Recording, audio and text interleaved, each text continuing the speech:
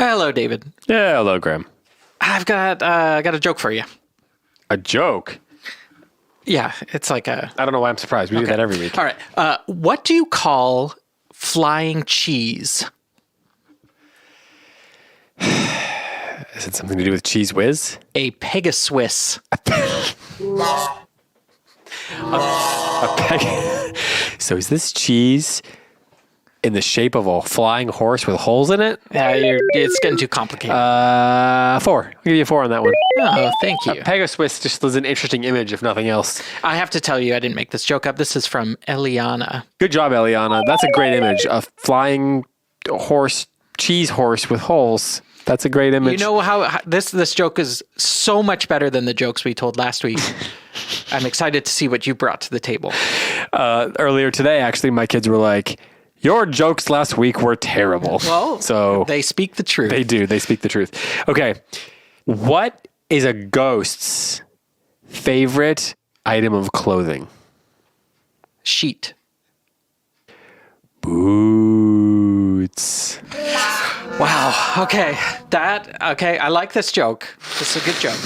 I don't know if it's as good as Eliana's joke, though. That'd be fair. 3.9. 3.9. I accept that. I think that we should give Eliana... actually, I have an idea. Okay. Why don't you give me an 8 and then I give her an 8.5? Your joke gets an 8. Your joke gets an 8.5. But you know what? Enough of the nonsense. Let's get on with the nonsense. Welcome back to Withywindle, a whimsical, interactive show for kids who love stories, words, and grown-worthy jokes, featuring your favorite authors and illustrators. It's part book club, part game show, and it's your weekly adventure through the wild world of... wordplay. We pulled that off. Your name's David Kern. And your name's Graham Pittman. And I'm not confused at all. We are here on the 4th... Oh, wait, it works that way. 4th episode of the 3rd season of Withywindle. Do you think we did that 4th joke because of the TH in Withywindle, or do you think it was subconscious? I think it was so long ago, I'm never going to know the answer. That's true. I don't remember at all. I'm sure some wise, industrious sleuth, there's another TH, sleuthing child who's listening will be able to get to the bottom of it. But for now, we will never know. We're here to discuss the Phantom Tollbooth. There's another TH, Tollbooth. We're also here to conversate, chat, discuss? Yes, discuss life and important things with a really wonderful author. His name is Daniel Nayeri, and he has a new book out. Do you remember what that book is called? That book is called Everything Sad is Untrue. Parentheses, a true story. It's a great book. It's a great conversation. We had a great time chatting with him, and you're going to get to hear that in just a minute. Of course, we are going to talk about the Phantom Tollbooth, as I said. At the end of the show, we're going to give you the answer to last week's riddle. Graham's going to give you a new riddle. Got a new one. And... all the nonsense in between. First, however, snack time. Snack time. What are we snacking? Oh, Graham, we have a box to open. We don't even know what we're snacking on yet. This is good because I didn't bring anything this time except one ice cube, and I was just going to crack my teeth on it. So this is good news. Let it be a lesson to you. Don't just chew on ice. Somebody came into my bookstore the other day and was telling me how growing up they didn't have air conditioning. Mm-hmm. So instead, their mom would give them ice to chew on, and now their teeth are falling apart. True story. All of that was exactly what this person said to me. But was it worth it? Probably. They were very... Did they have a very cool childhood? I don't know. You know what? I bet whoever invented AC was probably somebody who had bad teeth because they were chewing ice, and they got to be an adult and they said, enough of this bad teeth nonsense. Yeah, I'm going to take Freon and do whatever they do with Freon. I'm going to make a big machine to heat up mansions and get rich. Not to heat them up, to cool them down. Yeah. To cool down heated up mansions. Yes, that's it. Okay, so we have a card here. This is from our friends, the Crofts, Maddie, Matthew, and Haley Croft.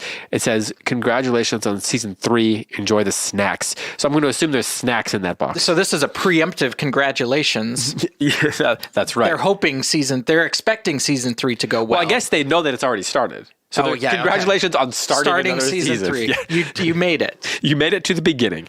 All right. So, okay, we've got to move some things here. We've got a box. And how did they know where to send this box? Is there a way people can send us pigeon. Snacks? Pigeon. Oh, they did the pigeon. The old pigeon. Okay, we're opening the box here. Oh, yep. All right. And 3 other pigeons just flew out of it, too. That's weird. Okay. Okay. You draw something out first. Well, I'm going right for this. There's 4 of these. Butter Snob Baking. I believe that would be that would be the name of the Butter company. Snob, that's the name of the company. It's an Alabama bakery company. They just got some free advertising. This is what you would call a large sandwich cookie. It's a large. Right? It's chocolate or ginger snaps or something in the outside, and then it's got some kind of some sort of cream. cream. Do you think maybe it's from Jar of Icing? Well, not my jar of icing. They found their own jar. It's all gone. Yeah.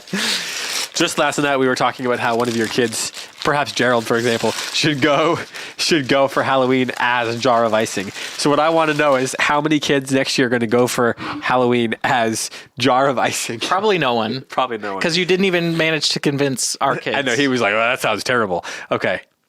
You know what's not terrible? This cookie. There's cookie. Mm-hmm. This is delicious. That tastes like ginger to me, but my palate is shot from all this ice. I'm like, my mouth is cold and. Okay, we're gonna have to take a break and eat these. No, I don't think it's ginger. It does kind of have some gingerbread vibe to it, though, don't you think? I don't know. But after we eat 3 or 4, 6 of these, I'll know. So there's 2 of these. No, there's 4 of these. Mm-hmm. Okay, then we also have. I'm gonna pull this out. Sweet Ruby's cheddar cheese straws. Okay. It's like fancy Cheetos. They're trying to class this up. It says right here, Pegasus. Oh, yeah, right on that label? Yeah. Oh.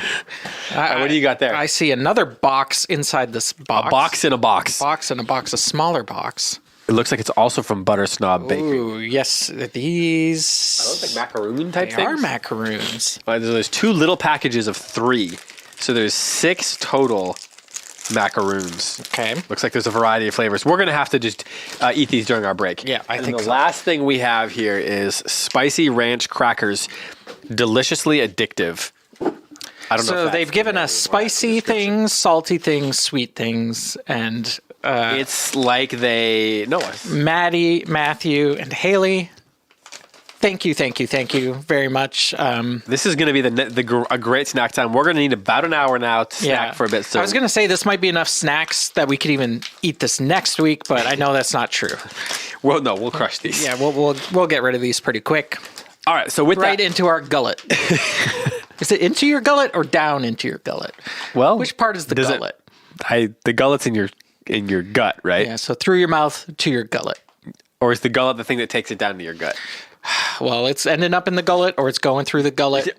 However it happens. We're going to gullet these right away. Let's take a break, and we'll be back in a second having gulleted all these snacks.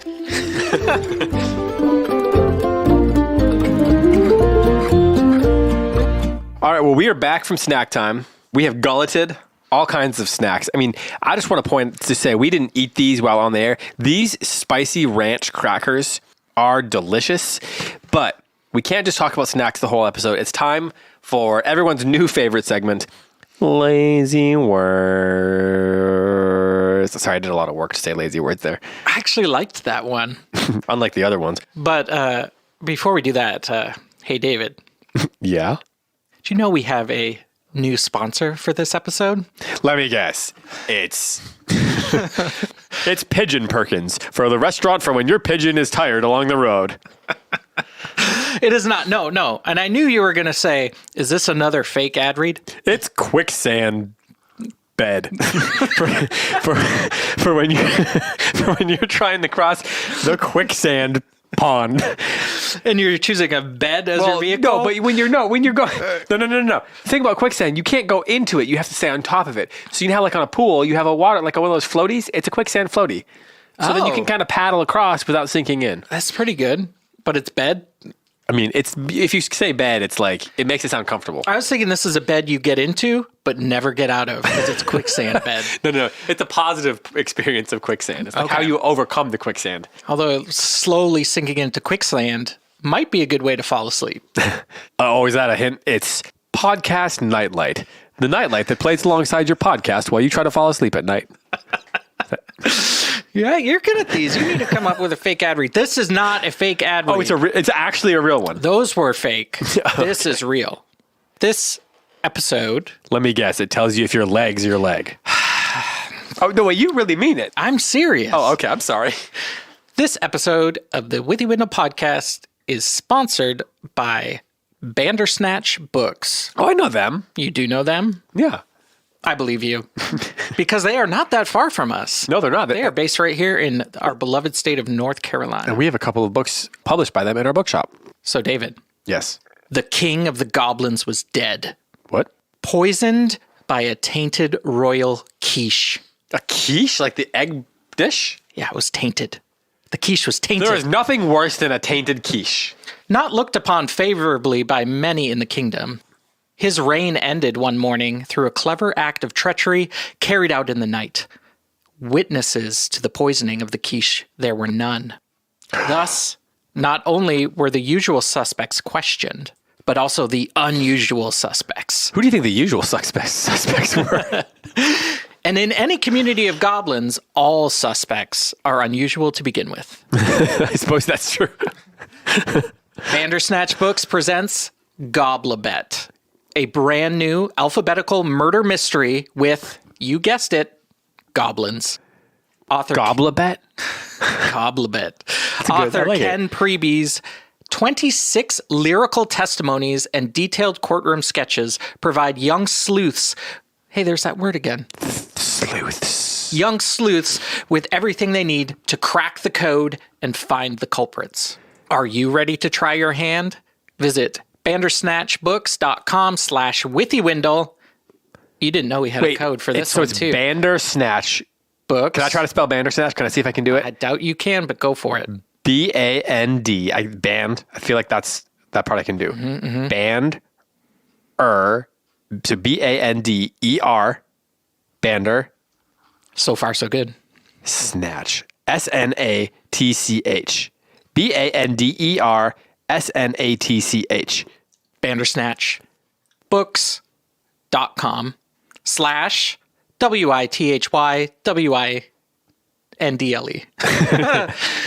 Bandersnatchbooks.com/Withywindle. That book sounds really fun. This code will get you 10% off your order.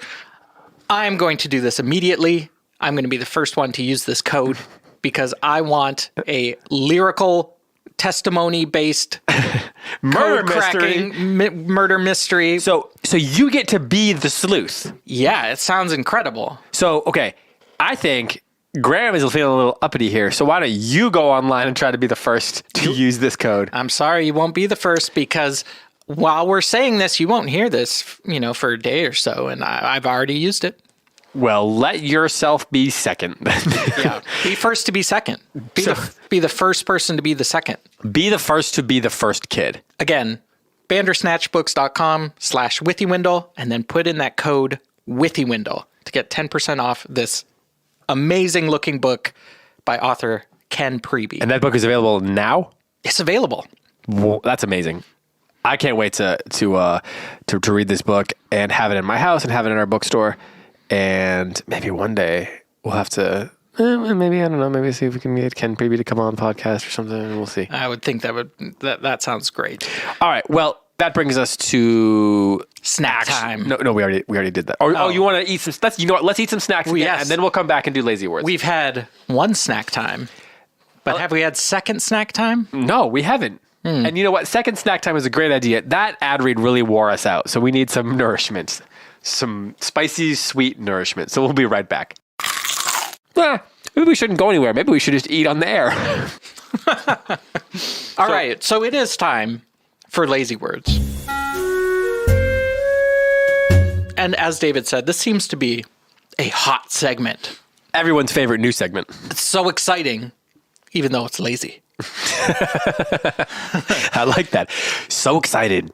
Even though it's lazy. So last week, we debuted the third lazy word of the season, and we thought that the word space, referring to outer space, was particularly lazy. Well, you know why we thought that? Because it's particularly lazy. Yes, sir. So we asked for suggestions. What would you replace the word space with? And we got a bunch. We get some answers. Joseph thinks it should be called airless darkness. That's good. Okay. Giorgio, the black area. The black. Oh, Say no more. Well, you see, that's just as descriptive as space. Yeah, there's a lot of space out there. No, it's more descriptive than Yeah, space that's right. because at least it tells us it's black. Maria thinks the cordless vacuum because it's a vacuum. Yeah, okay. Well, yeah. Aubrey thinks it should be called the Incredible Cosmos. That makes sense to me. Yeah, that does. I think I'm going to start calling these cookies the Incredible Cosmos. Elena thinks it should be called Sailor's Guide. Huh.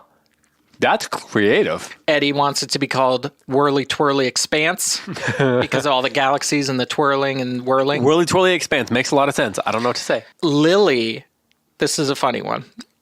Since space contains the Milky Way, it should be called the Candy Wrapper.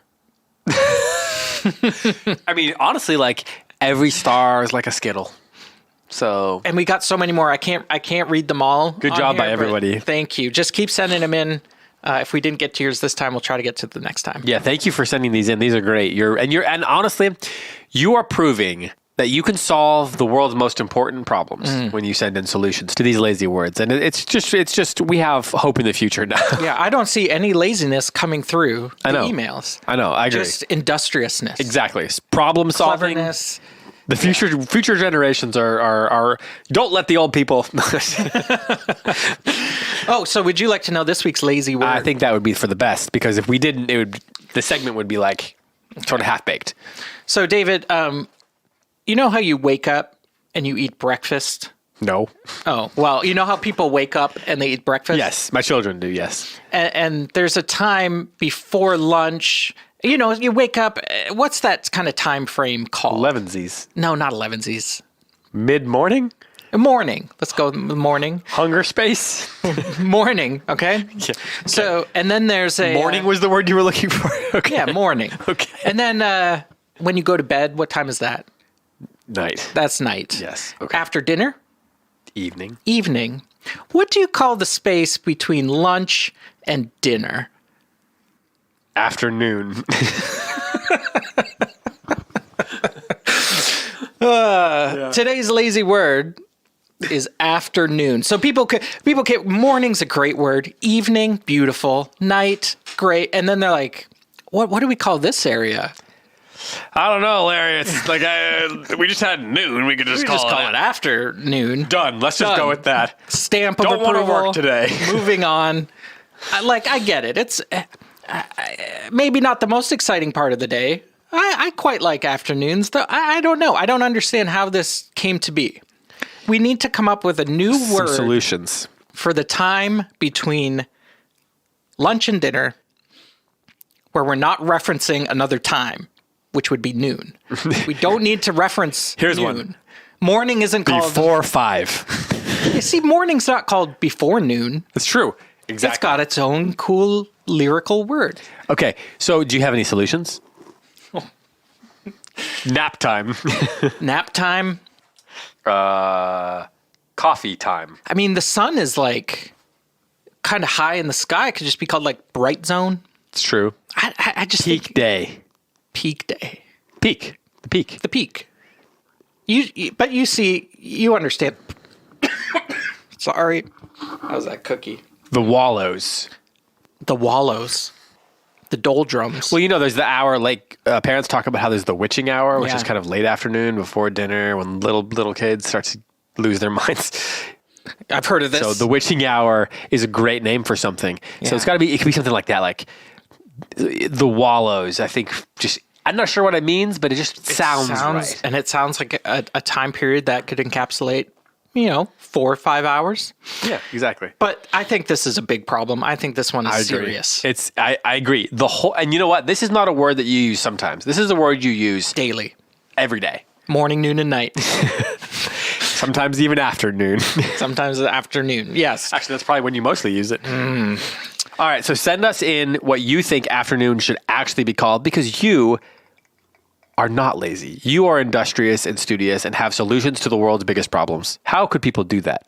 Podcasts at goldberrybooks.com. Podcast at goldberrybooks.com? Yes, and while we're discussing this email, we haven't done a kind of drawing challenge this season. That's true. I think it would be fun if we had kids just referencing the company that sponsored us last week, which was not Bandersnatch Books and Goblebet. It was Certified Stick. Certified Stick, yeah. We talked a little bit about Certified Stick's headquarters. We didn't describe it very much. So maybe some sort of, I don't know, stickish building, whatever. Take that however you want. Maybe we could get some drawings from the kids of what they think the Certified Stick headquarters might look like. It'd be funny if Certified Stick headquarters was made of stone. That would be hilarious. Or straw. So send us that in, podcast@goldberrybooks.com, as well as your renaming of afternoon and eventually your riddle answer when we get to the end. Lots of ways to get in touch. And beyond the email, you can also follow us on Instagram. Goldberry_studios. And we post a lot of fun stuff there. We post little clips from the show that you can share with people and spread the word. And while we're talking about it, it'd be great if you could go on to whatever podcast app you use to listen to Withywindle and tap that star button that tells us how much you like it. And maybe even, write a little review in there that says, this is the least lazy podcast I listen to on Thursdays. Well, it comes out on Fridays, but they might wait till Thursdays. Yeah. Or this podcast sounds like Lucky Charms tastes. You got one? Magically delicious. Yeah, exactly. Yeah, okay. So if you could leave us a review about how magically delicious this podcast is, we would certainly appreciate that. But that brings us now to... snack time. No, Graham. Oh. It's book time. Book time. That brings us now to... book time. Let's do it. Featuring snacks. All right, well... and here we go. Book time. Featuring snack time. Featuring snacks. Oh. This was a bad idea. Hold on. We kind of got ahead of ourselves. What I meant to say is... we're back with book time featuring snack time. But I'm going to need you to talk now because those are spicy crackers. All right. So you remember last week we met a couple new characters and there was a confusion in the marketplace. Mm-hmm. So Milo had finally made it to Dictionopolis, got to the word fair word market. Yep. Saw some words he really liked, but eventually the spelling bee. And there was a tussle. And the humbug, got in a big fight. Yep. And so now we're on chapters 5 and 6. Yeah, and so as a result of that big fight, all the words in the market are all in a jumble, and everybody's all confused. And a policeman comes up. Do you remember his name? Officer Shrift. Yeah, Officer Shrift, yeah. Because the chapter is called Short Shrift. Short Shrift. I think Milo and the Watchdog got a short shrift in this chapter. They did. So they end up in jail in this chapter for 6 million years. 6 million year sentence. Where they meet the witch. Now. No. That's too scary. I don't think they met the witch. They met the witch. The witch. Not the witch. The witch. The witch. W-H-I-C-H. Witch. Yeah, so Officer Shrift, whose illustration is just incredible, he throws them in and warns them about the witch. Who it turns out, however, is not so bad. No, she's pretty great. She is in jail because she was a problem causer. She was hired to solve a problem, but then she caused a problem because she got greedy. She was a miser. She was a miser, that's right. She was a miser. Yeah, she was supposed to be the one who kind of delegates which words can be used in the kingdom. But she got very greedy and wanted to keep all the words for herself. And eventually she just expected silence from everybody. And then she says that the only way things are going to get solved is if Rhyme and Reason comes back. So then she tells the story about two sisters who are named Rhyme and Reason, who were the voices of wisdom for the kingdom. They were the ones who made decisions, but they got banished because their fathers, who were the kings, didn't like them anymore because they wouldn't pick sides, basically. In their conflict. And so Rhyme and Reason got banished, and now ever since, the kingdom has had no rhyme or reason. Yeah, their fathers were named Azaz the Unabridged, and then the other one is the Mathemagician. The Mathemagician. Who I'm assuming these characters are going to come into play, and I cannot wait, because I do not remember. I remember the name Mathemagician, but not exactly what he does. So I have a question for you. Yes. Rhyme or Reason? Which one do you think you most identify with, or it seems most appealing? So this is an interesting question. It depends on the day. It depends on the time of day. Maybe in the afternoon, I'm more reasonable, but in the morning, in I'm the more peak rhymey. time. I would think probably rhyme. What about you? It's a tough one. I mean, it seems a bit like my gut says rhyme, because who wants to listen to reason? But I think that also probably isn't the point that you need a balance of both of them? Because what if they had just banished rhyme? What would have happened to the kingdom? Or what if they had just banished reason? Then what would have happened to the kingdom? Yeah, exactly. If they had just banished rhyme and left reason, then the kingdom would not be as silly. The people in the kingdom would not be acting as silly as they currently are. That's very true. I think balance is the word.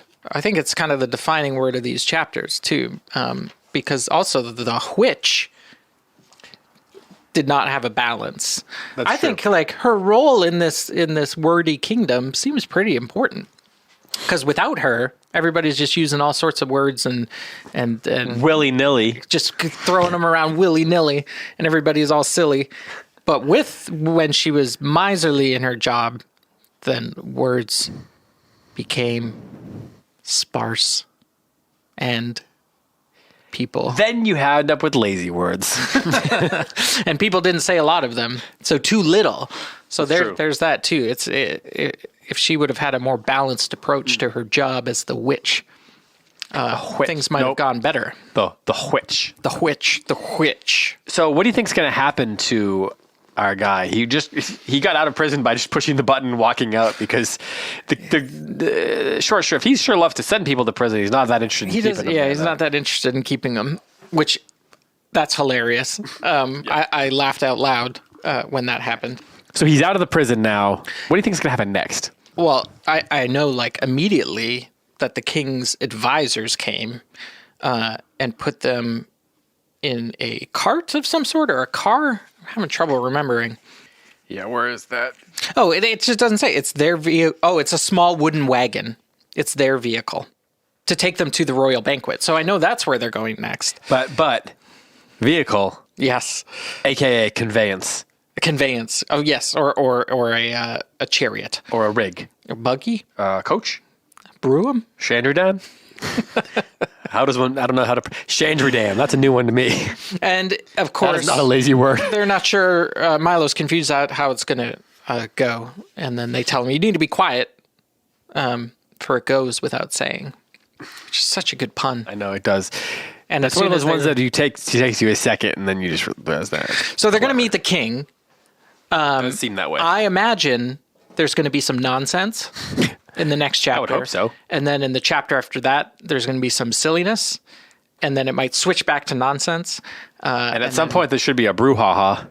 Probably, maybe some more chaos. I think they're going to meet a whole lot of very interesting and unique people. It seems like that's the MO of each chapter in this book. They get introduced to someone interesting and unusual. But I am very excited to meet this king that presides over such a crazy land. You know, speaking of interesting, unusual people who are kings presiding over lands, what say we kick it over to our conversation with Daniel Nayeri now? Great idea. Okay, perfect. Then give us a quick minute to take a break. We'll be back in just a minute to introduce you to Daniel Nayeri, this week's guest.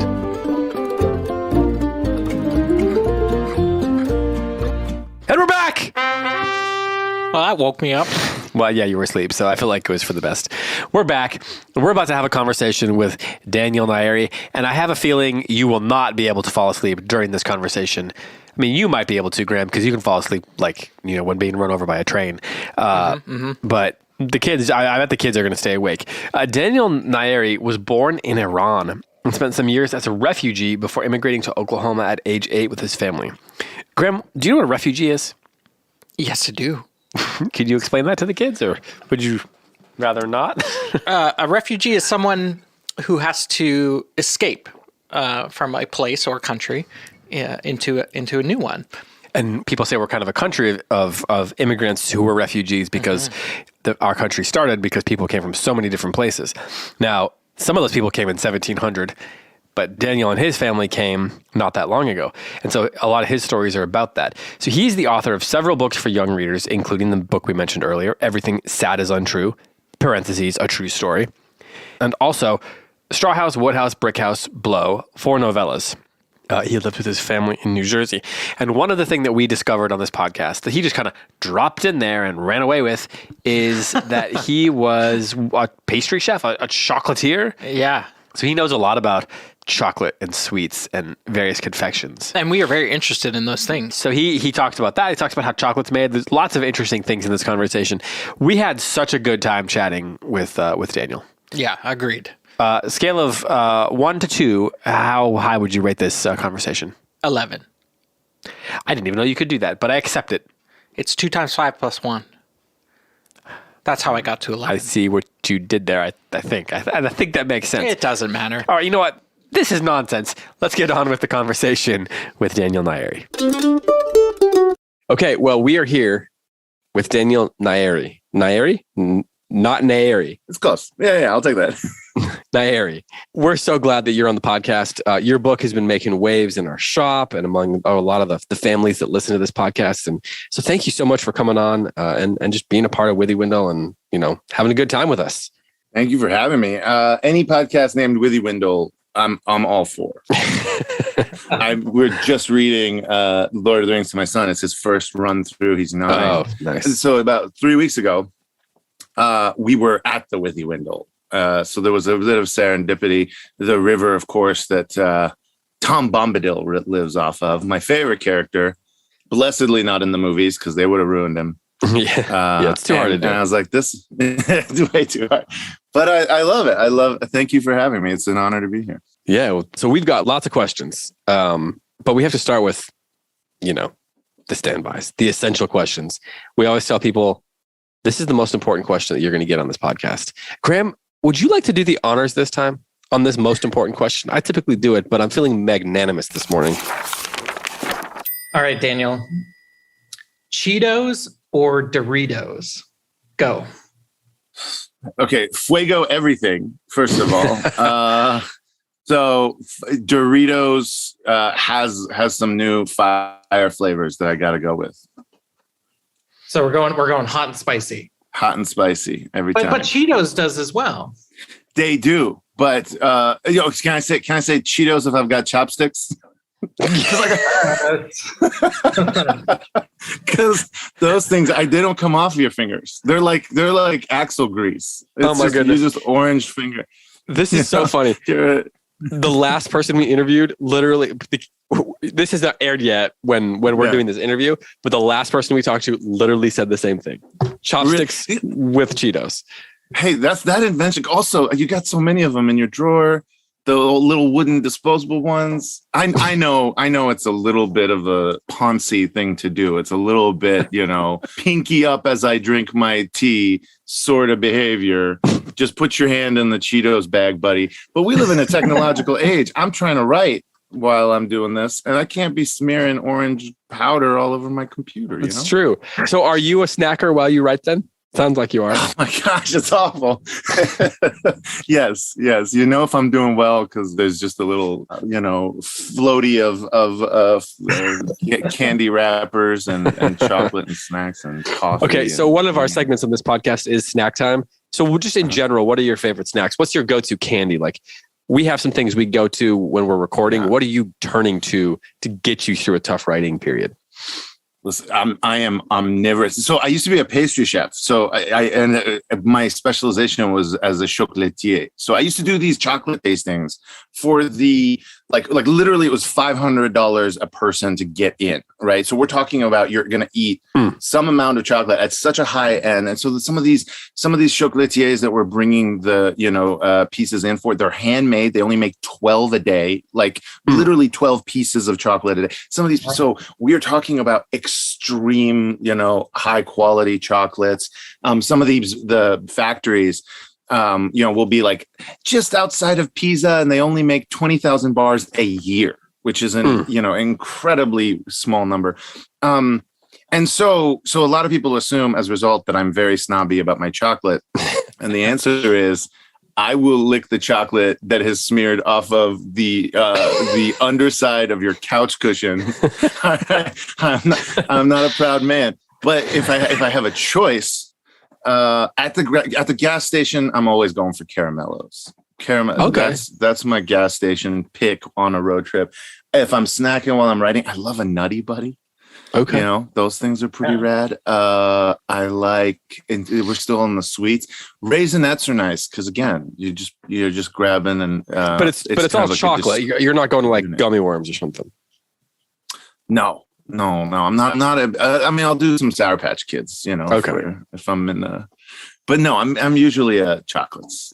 So, okay, let's go back to snobby chocolate though. Like not $500 to get into the room chocolate, but let's say you're like, I'm going to do the higher end. I'm not just going to grab the candy bar off the bottom shelf. Like you're at the grocery store and you're going to buy like something a little more expensive, a little nicer. What do you like? Does it have to be like 172% actually cocoa? Like do you actually like have the beans yourself, or how does that work for you with quote unquote snobby chocolate? Let's go fussy. We're going to be fussy today. Yeah. Okay. Let's go fussy chocolates. Yeah. So chocolate, the way it's formed is that, you have the plant, the cacao pod, right? And it's like a big pod. It's about the shape of a football. You cut it in half. You take out the nibs, which are actually, you take out the beans, right? The cocoa beans. And it's like a shelled bean.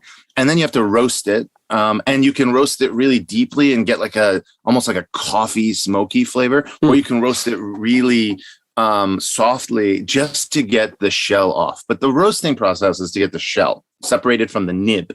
The nib, you'll see cacao nibs or cocoa nibs. And sometimes people will just cover those in chocolate. Sometimes they'll sell them by themselves. And it's like a crunchy, it's the meat of the bean, right? So then what you do is, and this is how they did it in Mexico 1,000 years ago, right? This is where chocolate began. This is how chocolate works. You'll take that bean, they're the nib, and you'll put it on like a flat stone, and it's got a roller, and they will roll stone roller over it until one thing happens. The nib gets crushed and it separates. The fat, which is the oil, starts pouring down the face of the stone, and what's left is the powder. And so now you have the two constituent parts of a cocoa nib, which is cocoa powder, which we can buy at the store, and you can buy cocoa powder. And if you put it on your tongue, it's like, whoa, that was intense. That was like it's not a sweet, delicious thing. And then you have cocoa butter or cocoa fat.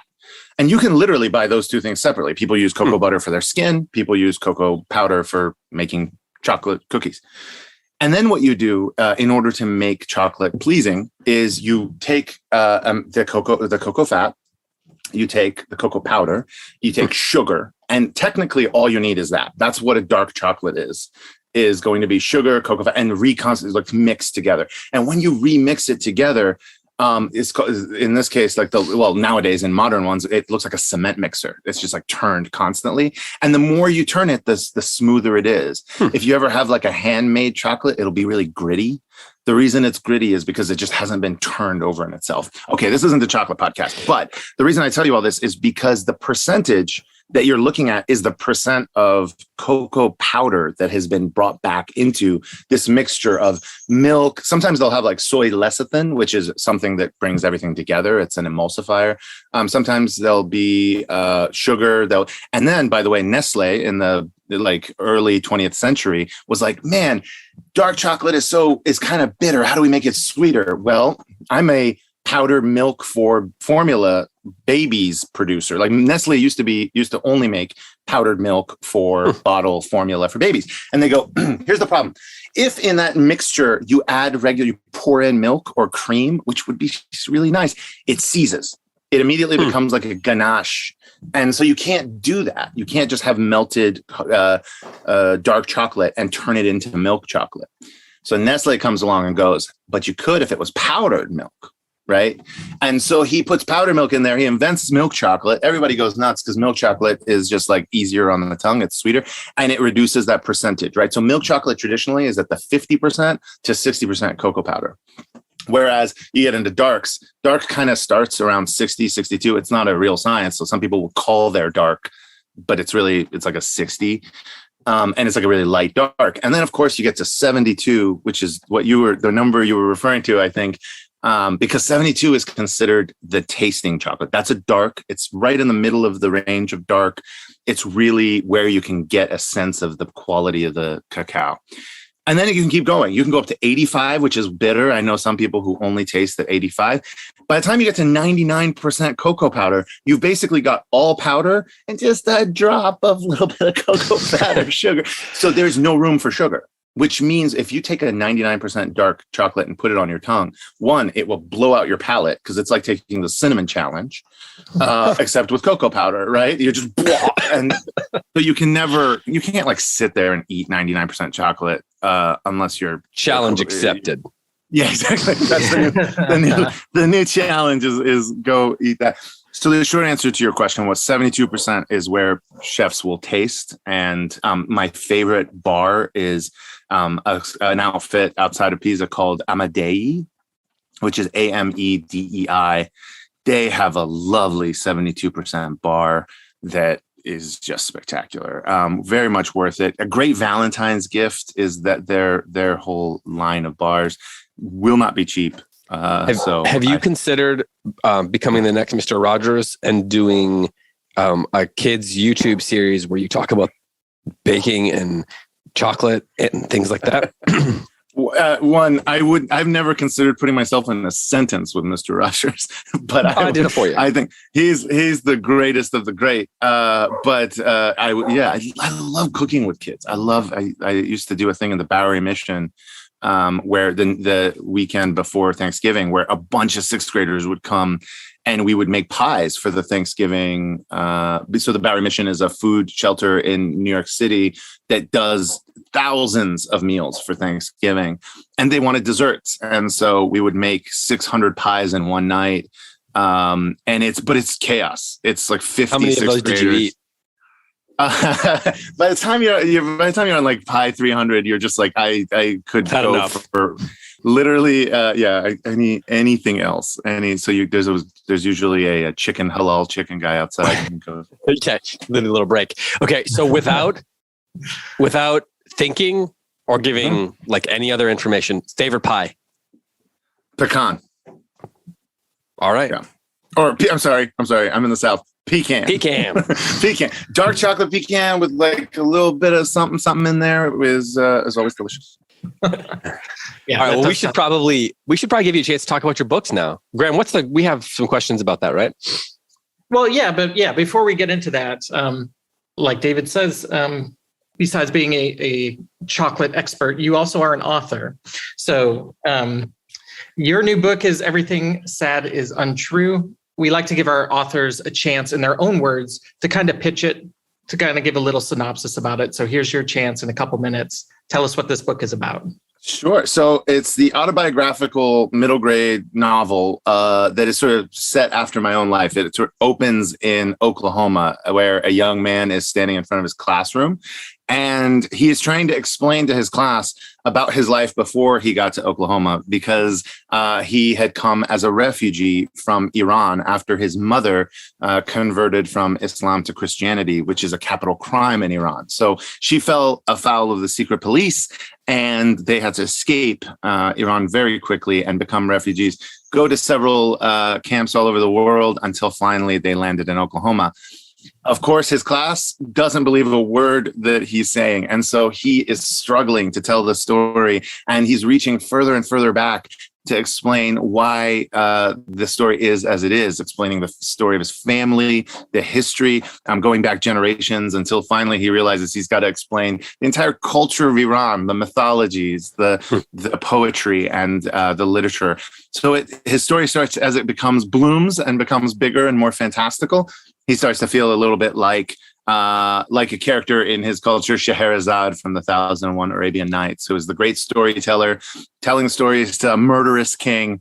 And he starts to feel as though the audience, the classroom, is the same similar skeptical audience that Scheherazade has. Of course, the stakes are not life and death. They are maybe social life and death, but nonetheless, he is floundering until the news that his father, this person who had stayed behind in Iran, this kind of giant of poetry and mythology, is going to visit Edmond, Oklahoma.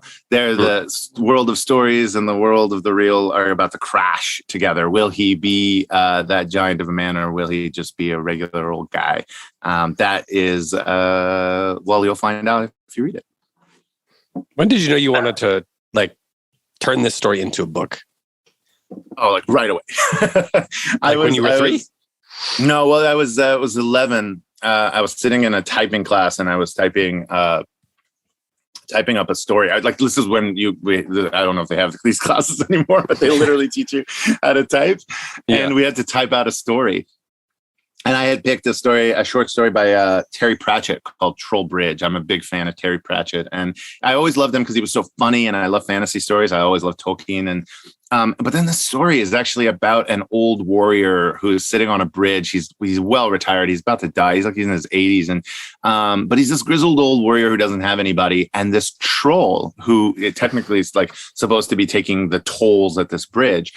And and he's also kind of having, he's in their midlife crisis, I guess. And they're sitting at the edge of this bridge as it's snowing, just talking. And they're enemies, of course. They should be enemies. They should be fighting instead of talking. And it's a very lovely story. It's a friendship story. It's a very, very funny in its own way. And as I was typing it, I remember just thinking, I want to make people feel this way. I just love this story. I credit it as the story that made me want to be a writer. And of course, this was the story I was always telling as a kid to other people. So I guess 11, 12 is when I wanted to become a writer. So we got a question here from Cashel. He's age 12. He said, my family moves around a lot, and I'm a third culture kid too. But every once in a while, we get to the States, and I'm always overwhelmed by all the huge supermarkets and stores and how many things are available. I wanted to know if you had similar experiences. I know you wrote about this in the book a little, but I would like to hear more. Sure. Yeah. I mean, it's a really, that's one of those common themes when you get to the US. The supermarkets are something else, man. They are, an aisle for cereal. But it is daunting. It's also supermarkets in the United States are also one of the, the U.S. has never been, it's always been a culture that hides its class system. So you'll go to somewhere in Europe or the UAE, anywhere, and it's you're very, very aware that you are in there's a gigantic chateau that is, has all private property and it's just gated and things like that. And that's not to say America doesn't have those things, but it actually tends to, oddly enough, the grocery store tends to be where it all comes together. You know what I mean? And I guess another way to put it is, it's the first, if you're a refugee to come to the United States, you're not going to see those neighborhoods all that much. But if you go to the grocery store, you'll absolutely see where you stack because you can't afford any of those cereals. So it's sort of actually an interesting moment in a kid's life where they come across class and socioeconomic status in an interesting way. So there's the brand name cereals, and then there's the bagged cereals, right? There's the brand name peanut butter, and it's just sort of lined up one right next to the other. And so I tend to think it's a place where kids get a lot of information about the family. It's also, interesting. It's also sort of a culture where you don't talk about money, but you do talk about the price of groceries a lot. So you're what? Cheetos has mac and cheese, but it's a cup and it's super expensive. Why would we buy that instead of the generic brand mac and cheese, right? So that tends to be a place. So it's a fraught space. Grocery stores have a lot of drama in them, and takes us back to chocolate. Yeah. Chocolate is another one, man. You can literally purchase a $40 bar of chocolate. And, that to me is, it's egregious, right? 8 ounces of chocolate for $40 but it's possible. And so it says a lot. I'm not saying you should do it. I think that's overpriced, but. So this kind of brings up something that Graham and I were talking about, off the air I don't know, can you be off air when it's a podcast? Whatever it is. There are some complicated and like even occasionally difficult subjects that get addressed in your book, you know, whether that's socioeconomic issues like what you're talking about, but also things like, I don't know, bullying and like abuse, dying, things like that. So what was your like ideal age range, or who were you thinking of writing this book for? You know, that's a really good question. And in fact, it's a marketing question, I think, more than an art or craft question, because, you know, a lot of these categories were built like I used to be in publishing. And I mean, we all know that like YA was just like invented because kids hung out at bookstores and they wanted them to have an area to hang out. And now the people who read YA are 25-year-old women. Right. And so like in that sense, like, who cares? Let them read it. If that's what interests them. But it's into a lot of these categories are fundamentally invented because we need to know where it goes in the bookstore. And we need to label those shelves. And so sometimes you'll see like attempts to make new categories. Like for a long time in the early aughts, people were trying to make new adult a category, which is sort of the college age range. And they were trying, that new adult was like a label that publishers would send to the bookstores, and bookstores would put them into like a little section, usually by the bathroom, because there's no other space in the bookstore. And, you know, it'd be like, oh, here's the new adult section. And people would be like, what is that? And so, you know, when someone asks that, I tend to, you know, and the reason I really do, I'm not one of these people who's like, you know, my book is all things to all people. You know, I know it has an audience and we'll get there, but I do want to say that, you know, my favorite books are sort of uncategorizable. The Hobbit, of course, is a kid's book, adult book. Like that's a classic one. No one knows where to. It goes in the Tolkien section in my bookstore. Exactly. So, and the same with, you know, Madeline L'Engle, the same with Charles. I mean, it just goes on and on. There's example, you know, of course, one of my favorite novels to come out recently is Swamplandia. The young lady, that book. I mean, it's in a quote. It's an adult book, but you know, the protagonist is a young child. There's a lot of examples, and so the big marketing being different in different countries. You know, in some countries, my book's been bought. It's an adult novel, and in ours, it's a middle grade novel. It's set in that age range, and I think because in America, we decide who's the youngest person who can buy it and hit it there, and then everybody else can buy up, because we do have, you know, the example you gave. We do have adults reading YA, and that's fine. But we don't, you know, we want to make sure that the teen also gets it. So it gets marketed into YA and then it goes up from there. Mm-hmm. So I think of age range as almost a minimum as opposed to a maximum or even a range. Yeah. It's really who's the youngest. And the answer to who's the youngest, I do think there is kids for whom this book would be, you know, like hard. Because it's, you know, my attempt, of course, was to make sure that it was for kids. It's a coming of age novel. So coming of age in America is usually what, 13, 14, a mature 12. That's about where I would put the book. I would, if you said, hey, my 10-year-old wants to read it, I'd be like, you should either read it with them, listen to it with them. And if you're really intent on that, if you're a really active parent who wants to have those conversations at 10, God bless you, you know, listen to it, but listen to it together. I wouldn't just like, you know, and some books are the perfect rainy day, sweetie, like go take this into the attic, sit in your nook and read by yourself. If that's what they were going to do with it, I'd give it to a 12-year-old. Okay. So that's long answer. Cause it's like, that one's a beast of an answer. Cause I think, as I said, it's where art and commerce kind of collide. Do you have like a book that's out there that like you kind of would compare it to or think of as like in a similar vein, like maybe a classic middle grade or children's or book that like you kind of were aspiring towards or thinking of when you were writing it, other than The Hobbit? And if you want to say The Hobbit, just say The Hobbit. I mean, I would not. No, I mean, The Hobbit, it's such a different book. I adore The Hobbit, of course. It's yes. You know, I adore. So I actually got to work with as an editor, Gary Schmidt. He's a wonderful middle grade author who wrote a book called Okay for Now, which was the first time I worked with him on anything.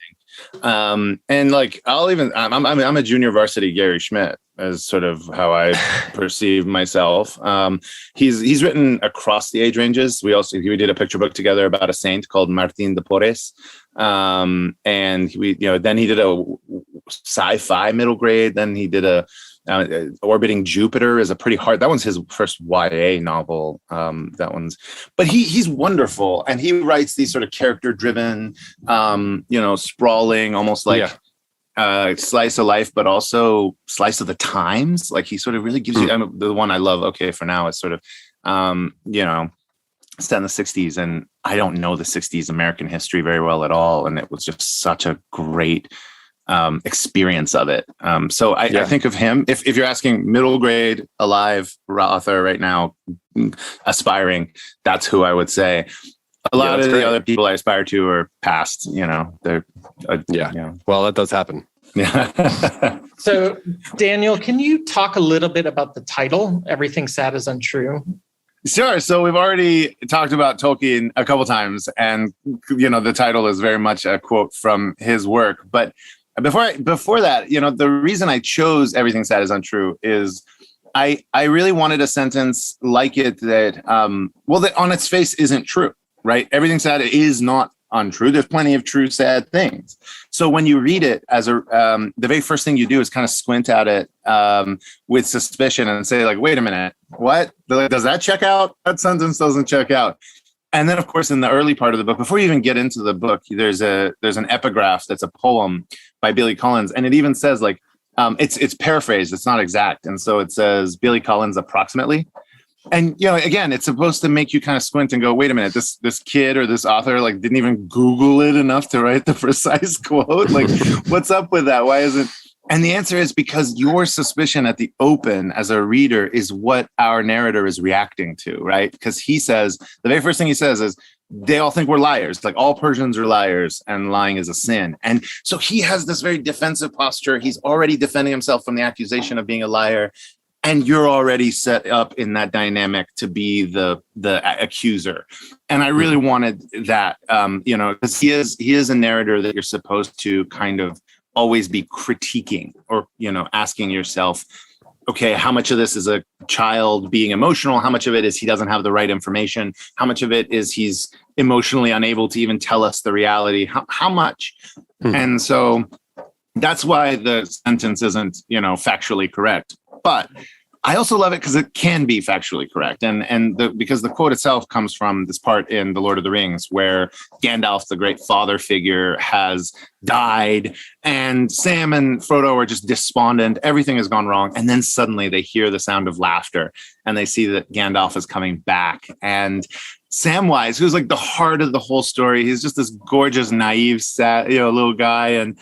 And he runs to Gandalf and he says, Gandalf, is everything sad going to become untrue?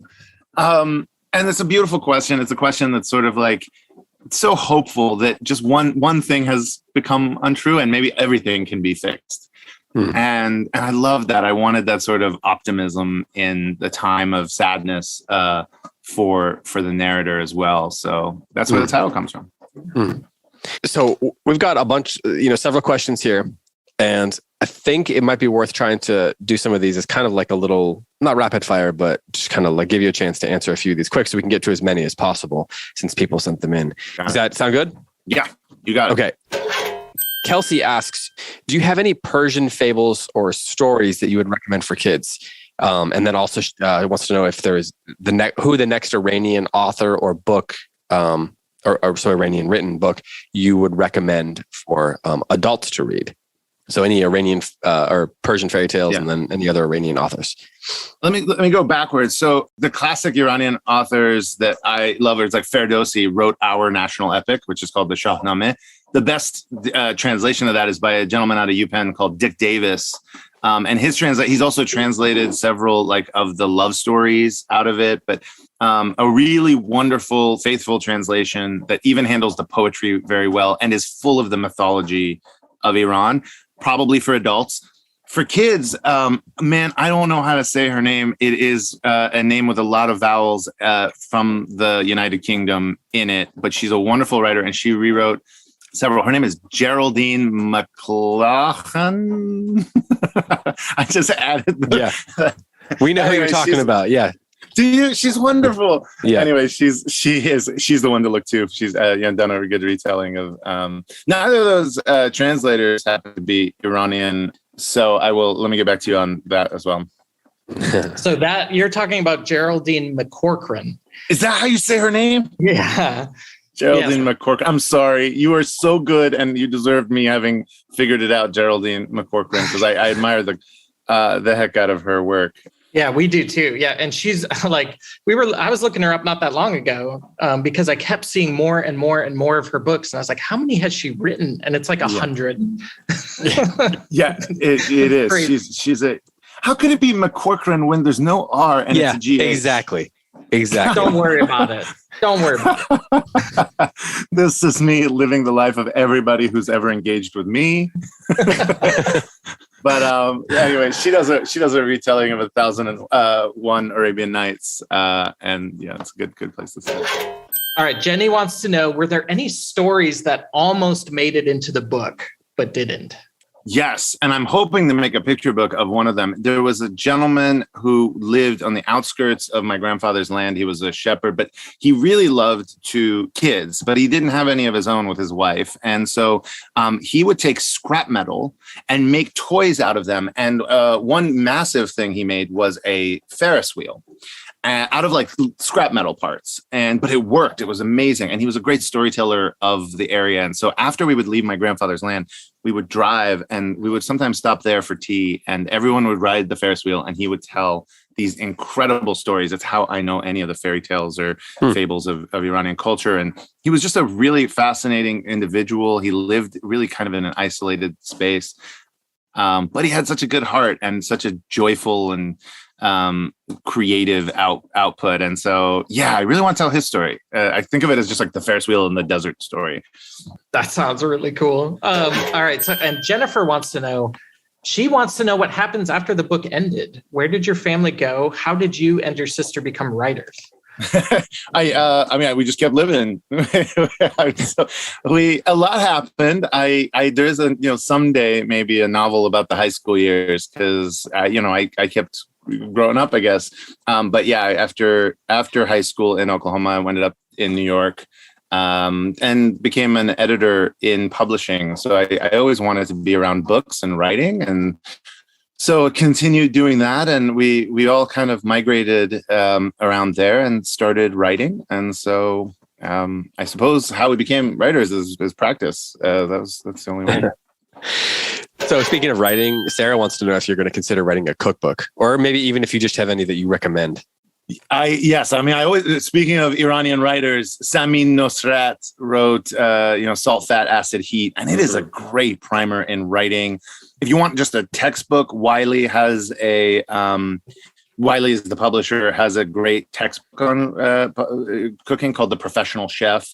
What else? Golly, there's a lot of cookbooks out there. But Samin is like, that's, to me nowadays, once she wrote that, I was like, that's the place to start if you don't know how to cook. She really gives you a way to think about food from how it should taste, which is probably a good place to start, right?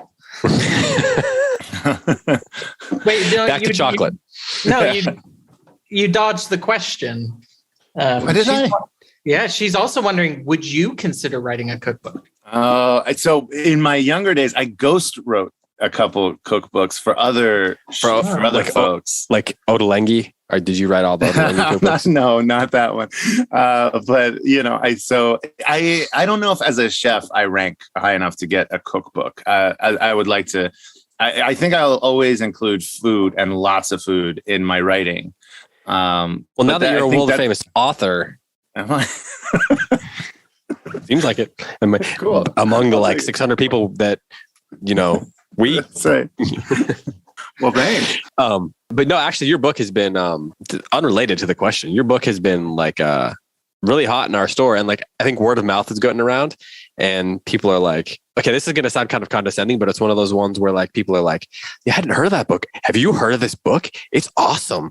It's hey, that's not only is that not condescending, that's where I want to be. The band that everybody thinks they're telling everybody else about they're the luckiest band in the world. Yeah. So As far as I'm concerned, I would like to be everybody's hidden gem. Please keep discovering it. And because that's the one you're most excited, right? You get to share something that is otherwise, it's almost like it's a beautiful, delightful surprise certainly I know this feeling of myself, right? Anytime I discover what I think is a hidden gem, somehow I love it even more than saying like, they did a pretty good job with that last Avengers movie. Good job. Well done, everybody. Yeah, exactly. Okay, Graham, let's do one more and then move on to our quiz. We got a quiz for you, Daniel. So you should probably start getting nervous right now. Terrified. Yeah, immediately. All right. So this last one, this is from Kristen. She says, I would love to know if he did anything in particular to prepare for recording the audiobook, and if he found any part of that process unexpectedly challenging or rewarding. It was extremely challenging. It was during COVID. So I was given an address of a gentleman who was going to be the recording professional. And I rode my motorcycle there. So one thing people don't know about motorcycles is that you've got your helmet on and you can scream inside this helmet. But when you're going 50 miles per hour, nobody can hear you. So it's a very private space and the acoustics are awesome. So you can sing to yourself, which I often do. I often belt songs to myself in my helmet as I'm riding. And so I would do all the embarrassing vocal things in my helmet. So I would sit there and be like, sibilance. She sells seashells by the seashore. And no one would know it as I'm riding past. And I get to his house and we have to be very separate from one another. But I go into his studio as he's in the glass, space in the producer's area. And I see glass case of emotion. Yeah. And I see all these awards on his wall and I go, hey, what are all these? This is amazing. And he goes, oh, those are Grammys. And I was like, what? What are we talking about? And he goes, well, I did all the Harry Potter recordings with Jim Dale. And I'm like, oh, the Jim Dale, like the greatest voiceover guy of all time, the one that people seek out instead of the book to listen to. And he goes, yeah, him. And I was like, wow. And what's this one? And he goes, oh, well, I do all who's the great documentary, Ken Burns. I do all the Ken Burns voiceover as well. And I was like, so you're telling me that in that seat, butts have been placed that are infinitely great? And then it's me. And he goes, yeah, you'll be fine. And so the short answer to your question is I went in with fear and trembling, just praying that somehow the vibe in the room would carry me across. And I hope it did. And then at the end, he said nothing nice, and you left crying. He was very kind about it. Yeah, he was better at making me less nervous after he showed me the Grammy. All right, well, Daniel, it is quiz time, and Graham, you're the quiz master. And I don't know if you've ever listened to one of these quizzes, Daniel, but they are incredibly challenging, and you might leave crying, but we will try to make you feel better about it. I'm already crying. I don't know what you're on. Yeah, all right, great. Take it. We like to not tell our guests about this, right? Because that once you're already in it, there's not an easy way out. So yeah, exactly. Unless you can find that red button that says leave. Yeah, that's true. And at this point, you'll just look like a coward. That's right. It never looks good to leave the interview, right? Yeah, okay, exactly. let's do this. I can buckle down. Maybe I can answer everything with a question. How about that? Oh no, don't do that. Okay. Is it Jeopardy? All right. So Everything Sad is Untrue. You have described this as a patchwork story. So a lot of times with our authors, we kind of theme a quiz, but this is going to be kind of a patchwork quiz. Yeah. Every question has something to do with your book, but we're not going to explain why, unless you really want to. So people will kind of have to figure this out. All right. You ready to jump in? Let's do it. It's very serious. All right. So Persian rugs.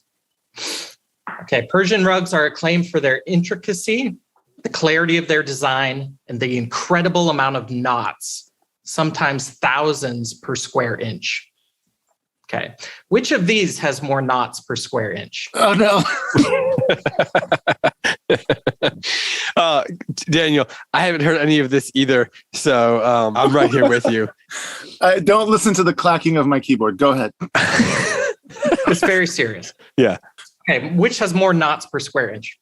Christmas lights once they've been put away for the year and then pulled out, even though you put them in perfectly. That's option A.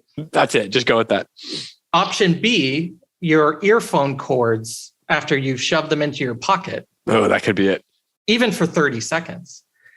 Or C, your brain when trying to decipher your editor's notes. Oh, or man. not per square inch. I feel like I have the greatest editors in the world. So I'm gonna go with earphones because those are devious. Those have been made to turn into little tangles. It's like they come alive. They go in your pocket and they come alive, and then they wind themselves up. That is I would say that is the correct answer. I put option C on there about your editors. I figured you wouldn't want to throw them under the bus, but you're never quite sure. Yeah, you always let people have the opportunity to be mean to their editors in a public forum. Yeah. Well, I'm currently in the middle of copy edits for my next book, and it's set in the Silk Road in the 11th century. And you have to understand, these edits are like life-saving edits. Like they will come around and be like, "Well, so here's the thing. You mentioned the word ninjas in a throwaway joke, but ninjas as a group were not really prominent until the 14th century." And I'm sitting there just going like, "You win. I'm out." I wanted the anachronism. Thank you very much. I know. Okay. All right. You guys are throwing too much credibility into my quiz time. Sorry. Question number 2. Jean-Claude Van Damme. Yes. The kickboxing actor. The muscles from Brussels. Yeah. All right. Clearly born in 82. His real name is Jean-Claude Camille Francois van Vanderberg.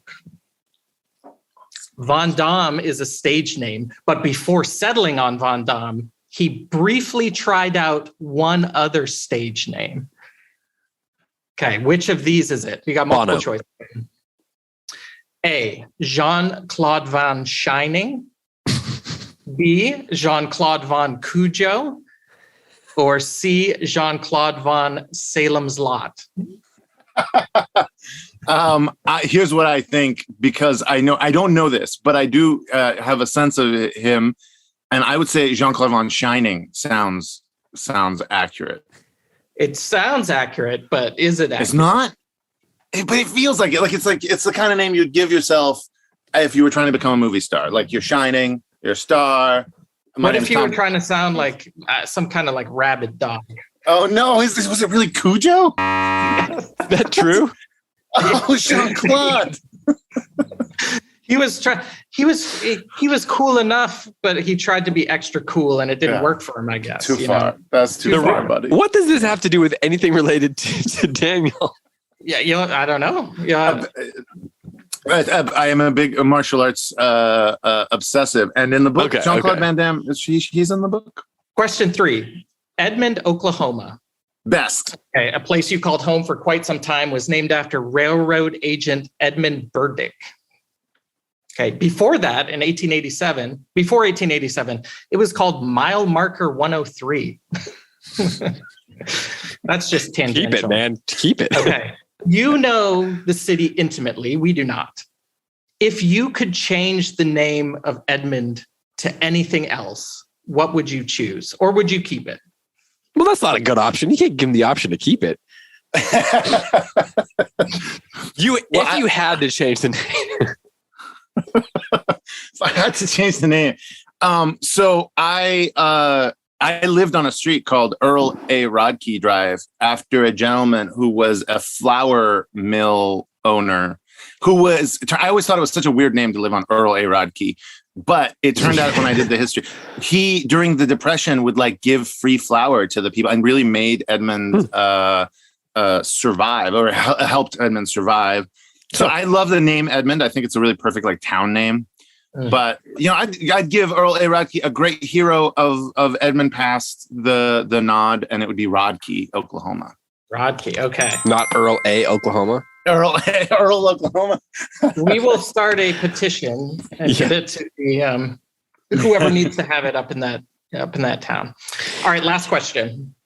Your childhood stuffed animal, sheep, plays a role in this story. So sheep are fascinating creatures. They are stubborn. They have excellent memory, and they have very delicious.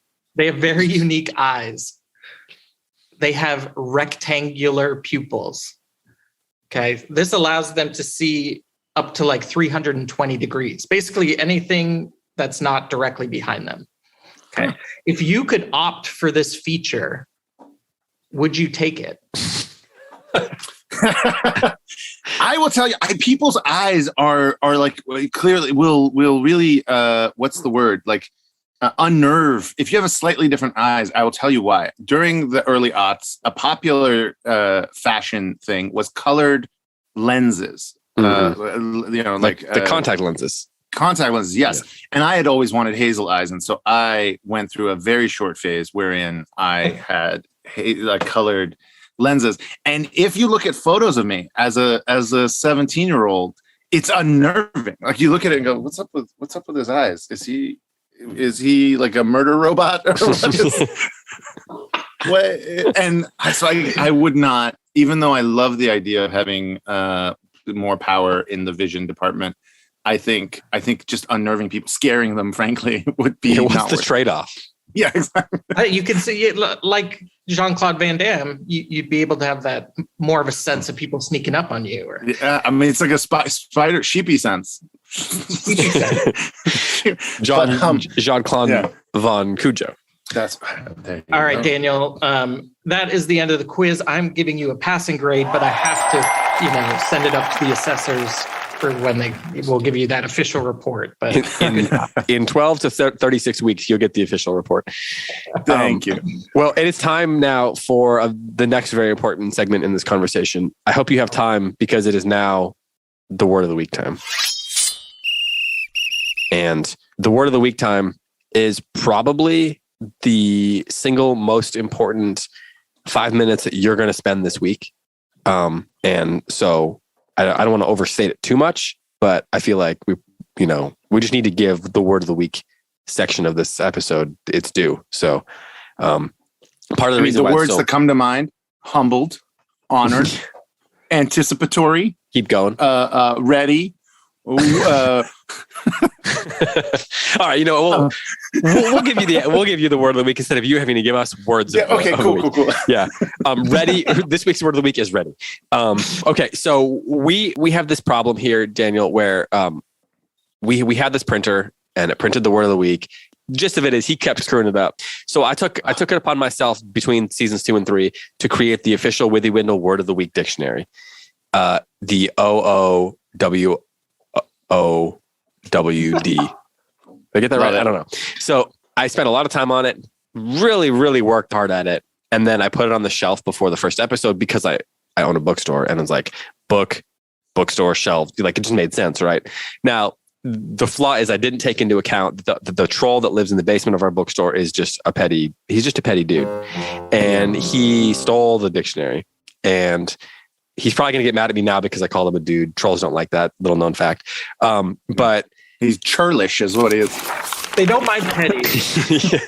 Yeah, exactly. Oh, no, trolls know they're petty.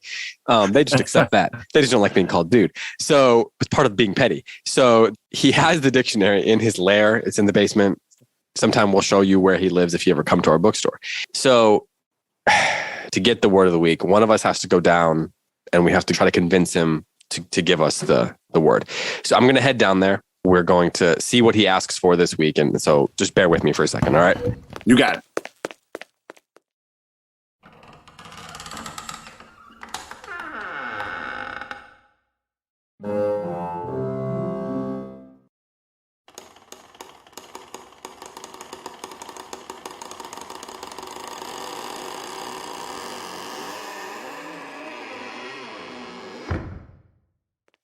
Graham. Yeah, what is it? We already talked about how he's petty and surly and all that. This is a new one. Did not expect this to be the thing that he was asking for. The bookstore troll, he wants a doormat for his lair. Oh, that should be simple. He wants it to say home is where the troll is, though. So that's going to be a little tough. So I'm going to have to go off. I think I'm probably going to have to find someone who makes Persian rugs to make this a custom one that says home is where the troll is. So I'll be back in, like I said, 12 to 36 weeks, and we will then do the word of the week then once he has given it to me. So hold on, bear with me while I go and do that.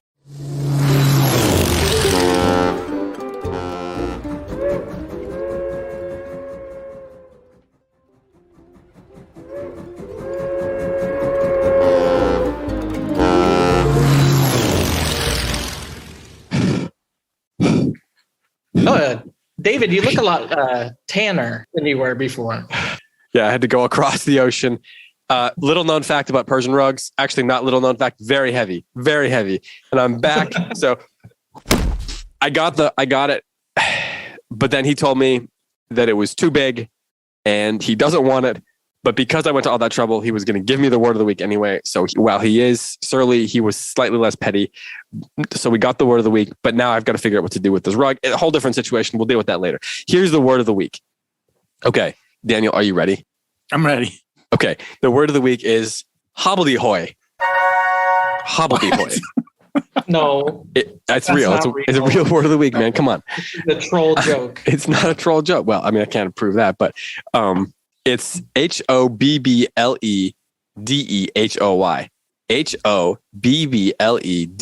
hobbledehoy. Hobbledehoy. So we're going to take a couple minutes to write down what we think the definition of this word is and come back and we're going to share what we think it is before we reveal the actual definition. Daniel, do you think you're going to be able to do this? Like you said, are you going to be successful at this? I'm going to be a participant in this.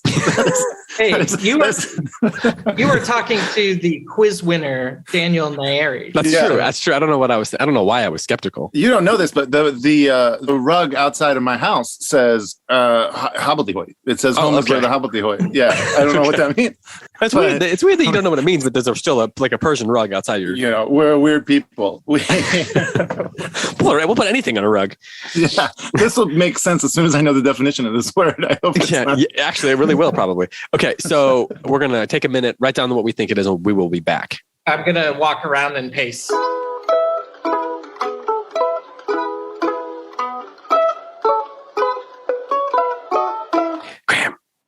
Okay, and we are back.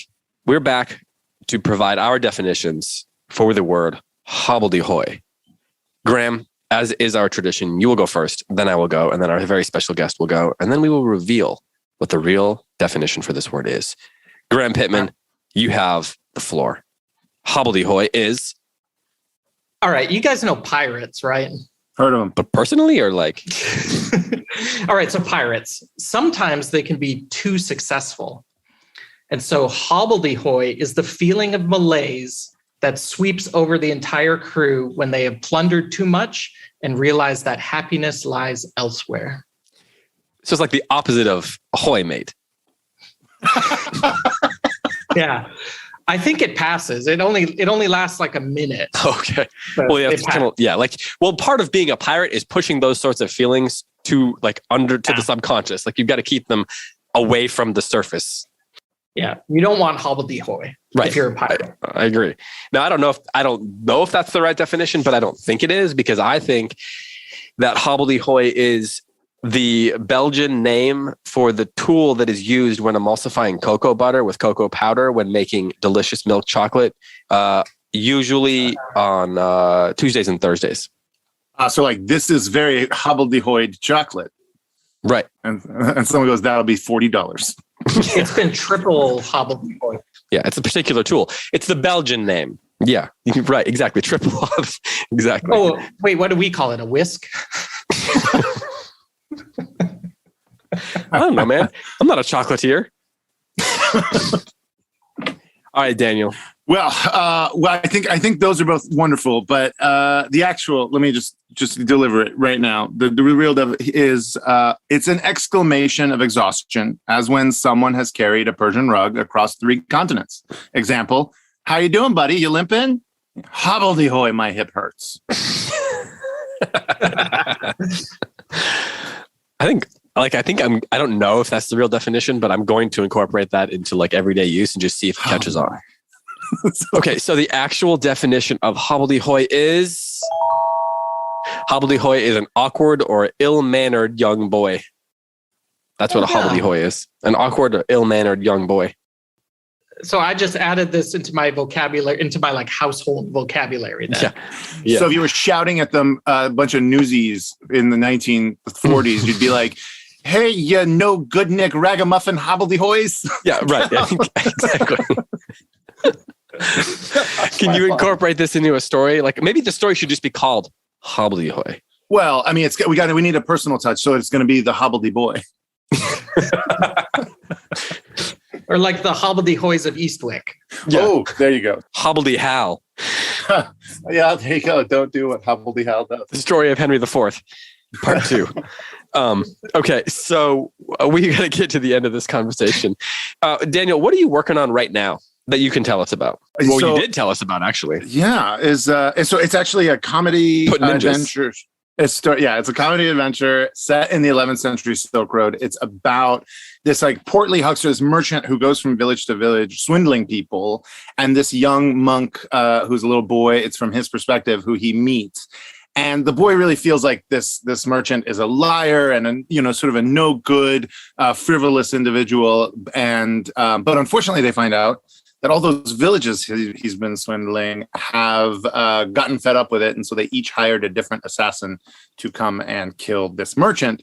And so it's a sort of a road trip movie across the Silk Road where this young boy has to save this sort of goofy merchant's life 6 times in order to buy back his own freedom, because he sort of gets sold to the merchant. And so he's buying back his own freedom by saving his life. There's a Viking berserker in there. There is a whirling dervish assassin. There is a Mongolian gunner, a Chinese ablutionist. It's sort of like a action movie. Van Damme would be a perfect star.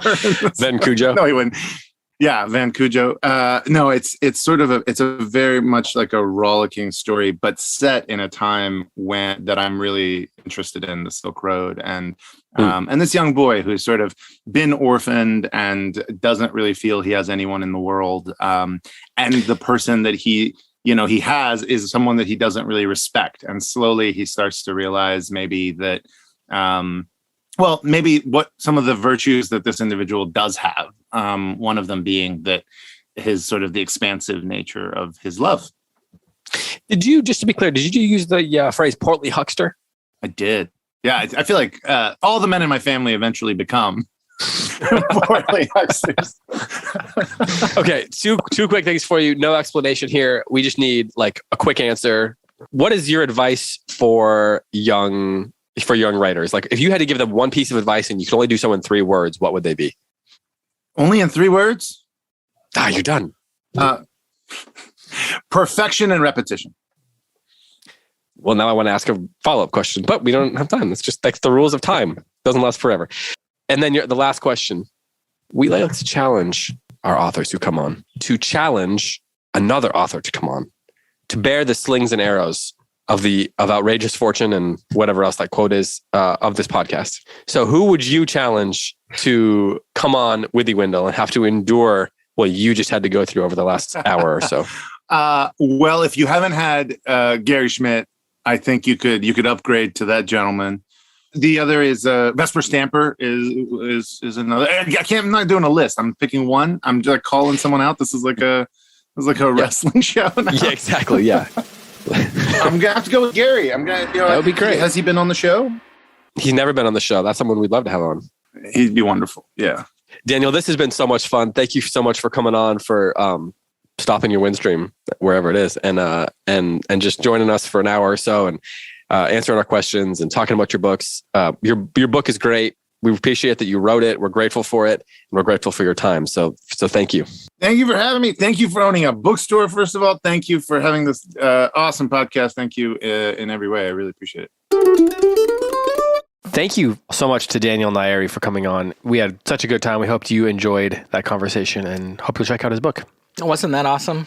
So fun. On a scale from 11 to 11, where would you rank that one? 22. Whoa. 11 plus 11. I see. You said 11 plus. On a scale of 11 plus 11, what would I say, right? Is that what you said? I hope so. Well, okay. Yes. Thanks so much to Daniel for coming on. Maybe one day we'll have him back on again for Q&A or something, because he's a lot of fun. All right. That brings us, however, to riddle time. Riddle time. Riddle time. I don't know why our intros have gotten weird like that. The names of everything. We need to have some kid record something, like a little segment for riddle time. That's a good idea. If you were a little kid, how would you say that? How would you say riddle time? Mom, mom, mom, mom, mom, mama. Mama, can I have a riddle? Can I have a riddle? Can I have a riddle? Can I have a riddle? Can I have a riddle? Can I have a riddle? Riddle, please, riddle, please, riddle, please, riddle, please. Can I have a riddle? Can I have a riddle? Can I have a riddle? No, riddle! Whoa. Have you been to my house? That sounds so familiar. All the moms just got like PTSD. Sorry, moms. Whoa. So yeah, we are here for riddle time. And last week it was my turn to share a riddle. And it was about Shirley. And she was going to be going to Disneyland in a couple days. And she was up late. It was about midnight. She was up late looking at the forecast. And she did not want the weather, the rain, to ruin her trip. Mm-hmm. So the question is, will it be sunny in 48 hours? Now, given everything you know, Graham, what do you think? And I don't mean everything in the world. I just mean like everything you know about this riddle. We don't need to hear about like, you know, the Persian Civil War in 7000 BC. Yeah, I was just actually looking at that chapter in my index that I carry around of all the things I know. I don't know if there's a Persian Civil War. Well, I do. It's right here. It's called the Persian Civil War 7000. Oh, okay. AD? It's in the future? No, just 7,000. Oh, okay. I know the answer to your riddle. I have heard this riddle before, and that is why I know the answer to it. Because at one time, I looked up quite a few riddles to give to my child, Gerald. Harold. Yes, Harold. And I remember this one. So it took me a minute, but I think I got it. What'd you get? So I know the weatherman says it's going to be clear. Yep. That doesn't really matter. That's like a red herring to the riddle. Some good riddles have that. It is not going to be sunny in 48 hours because 48 hours from when she's looking this information up, it's going to be dark because it's going to be midnight. So it's not going to be sunny. That's right. You got it. Got it. What do I win? Have a cracker. I will. All right. So I assume we got some right answers. Yeah, we got a lot of right answers. So everybody who gets the right answer gets entered into the drawing at the end of the season for a book bundle. But you could also answer this week's riddle and be entered. So if you send in a correct answer to a riddle 10 times this season, well, I guess 9 because the last episode we don't do a riddle, then you get entered 9 times into this drawing for a book bundle. Book bundle, yep. We take all your right answers and we throw them into a big pot and we stir them up with a gigantic spoon and we reach into the scalding hot pot. I don't know why it's hot. I guess we pour hot water in. The thing is, we might want to not do the hot water this year because then it like causes the ink to run. Yeah. And yeah. Okay. So we pour boiling hot milk into this pot. No, I get it. No, I get it. You don't want the hot. So we pour regular fridge milk into the pot, and then we pull out an answer. Or a name, sorry, and then we pull out a name.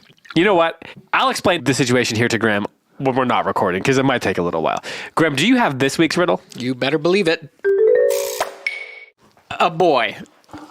What's his name? His name's Franklin. Franklin D. Smith. Franklin D. Smith. Franklin D. Smith. Franklin D. Smith, okay. Franklin D. Smith. This little boy loves to run. Okay. He's been running ever since he could walk. Okay. Which is a long time because he's 9. I forgot to say that. He's 9. Okay. 9-year-old boy. Okay. His school at the end of the year puts on a big race. And he's been looking forward to that all year because he knows he's going to place. He doesn't know if he's going to place in the race. He's going to place in the race. The Smith is going to place. In fact, that's what one of the big banners somebody was holding said. And so De Smith, I can't remember his first name. Franklin De Smith. He's been looking forward to this race. He knows he's going to place. So whether that's 5th, he's just confident in his ability. He knows he's gonna be good. So he's running. He gets near the end, and he's been at a good pace. He's looking good. He's gonna place in the race because of his pace. He's gonna place in the race because of his pace. He sees second place. Okay. He's getting closer. He's getting near the finish line. He sees second place ahead of him. The second place is getting bigger. When things get bigger, you're usually getting closer. Right. So he's getting the person who's in second place is getting bigger. So right near the finish line, he passes the person in second place and crosses the finish line. Yay! So that's everyone cheering. That's exactly how it sounded. Yeah. I watched this on TV. So what place did Franklin De Smith finish the race in? That is the riddle. All right. Send your answers into podcasts@goldberrybooks.com. because we want to know. We want to know. need We to know don't the know. answer, We want yeah. to know. And then at the end of the season, if you get the right answer, you will be entered into a drawing to win a book bundle. Which is a bundle of books. Right. That's why we call it a book bundle. That's why we do that. Okay. Well, that brings us to the end of this episode, which we call the end because it's after everything else that comes before it. And we just want to say thank you to Daniel Nayeri for coming on as our guest this episode. And of course, we also need to thank Bandersnatch Books and Goblebet. And what is that link again? I forget. It is bandersnatchbooks.com/Withywindle. And if you use the code Withywindle, you get 10% off. What a deal. And of course, we also need to thank you for listening, because if you weren't listening, then nobody would be listening. It would just be two guys in a studio Why are you making it sad? making... No, it wouldn't be sad. It would still be fun. Oh, you're right. It would We'd be still fun. be eating snacks and hanging out. And it's a world we'll never know because we do have lots of listeners. That's true. And they're wonderful. That's true. Yeah, thank you for listening. We really appreciate all the families out there who are listening and reading along and being a part of the Withywindle Tribe. The Withywindle tribe. The Withywindle Nation. Withywindle Nation. Ooh. We'll workshop it. Yeah, we'll workshop it. There's another thing you can send along to podcast@goldberrybooks.com. And of course, thanks to you, Graham, for joining me on another Withywindle ride. Down the Withywindle Current. That's right, along the lazy river of the Withywindle Current. Just where